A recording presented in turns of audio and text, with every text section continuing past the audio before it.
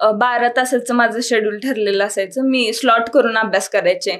सकाळी 7 वाजल्यापासून माझा अभ्यास स्टार्ट व्हायचा आणि म्हणजे सकाळी 6 वाजता म्हणजे मी कात्रजला राहायचे आणि सदाशिव पेठेमध्ये लायब्ररीला यायचे. रोज? हां, रोज. मग ते अपडाऊन करायला मग माझं 7ला तर शेड्यूल चालू झालं पाहिजे म्हणून मी कुठेतरी 5:30लाच उठायचे.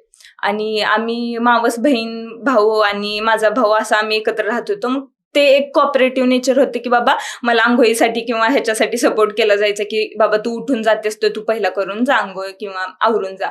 तर 5:30ला उठून मग 6ची बस पकडायचे आणि बसमध्ये असतानाच मी रिवाईज करायला चालू करायचे.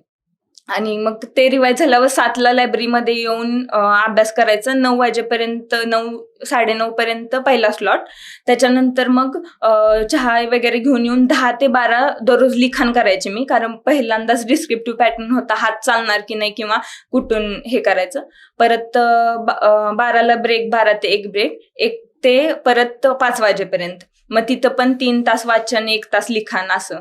आणि परत 6 वाजता 5 ते 6 एक ब्रेक आणि 6 वाजल्यापासून 9 वाजेपर्यंत परत स्टडी.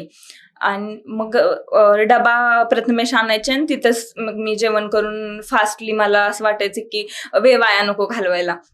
आणि मी सगळ्यात लेटची बस पकडायचे 10 वाजता.